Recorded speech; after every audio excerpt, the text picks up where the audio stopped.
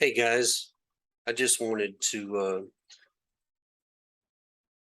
give you guys some critical reading tips that I normally go over with my students while I'm working with them. And for those of you who are trying to navigate or have issues with standardized reading passages on your own, I think these will be helpful for you. So the first thing that a lot of people never think about doing is determining how quickly they read passages. You really need to know this. Different genres, you're going to have slightly different reading comprehension speeds.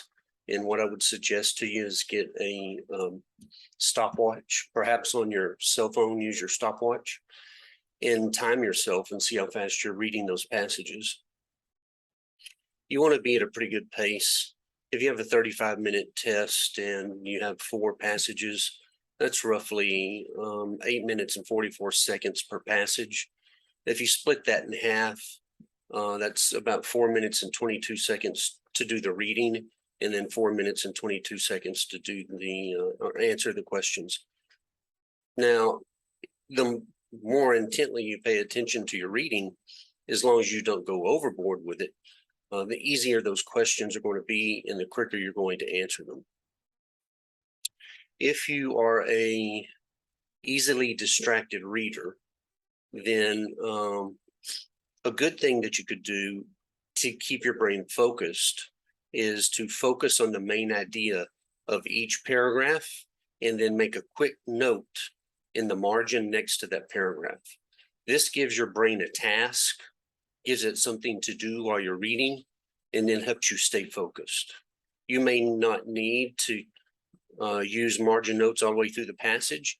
It may be just a little crutch that you can use the margin notes to get you refocused. And then as you notice that you're focusing more, just move on without the margin notes. But some people need the margin notes all the way through the passage.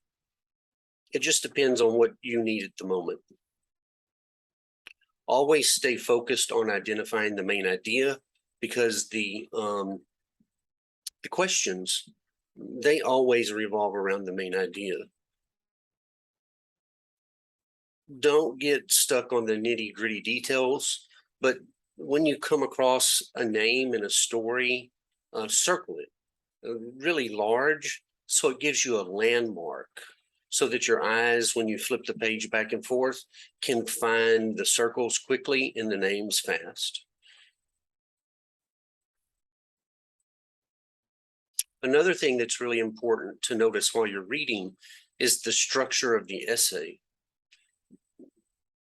When you begin, you start with an introductory paragraph, and then it moves on to the body paragraphs.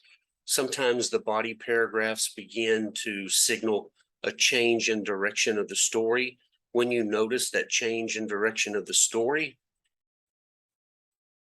mark that paragraph, do something with it, because it's going to be really important when it comes to the questions.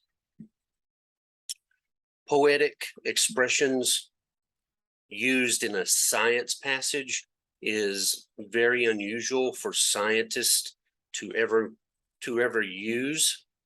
And so with that in mind, when you see poetic expressions happen in a natural science passage, mark it, because it's highly likely that's signaling a question. And don't neglect to read the punctuation as you're reading.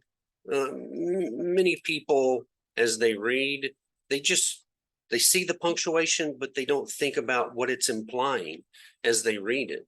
And so you begin to lose some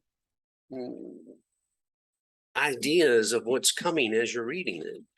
So read your punctuation, acknowledge your punctuation as you see it, as you read. It will really help you understand the interconnected ideas better. Okay, with that, I hope that these tips will help you. And for those of you who are trying to navigate preparing yourself alone. I think all of these tips are really good for you. I wish you the best, and if I can ever do anything to help you, please reach out to me. Have a great day.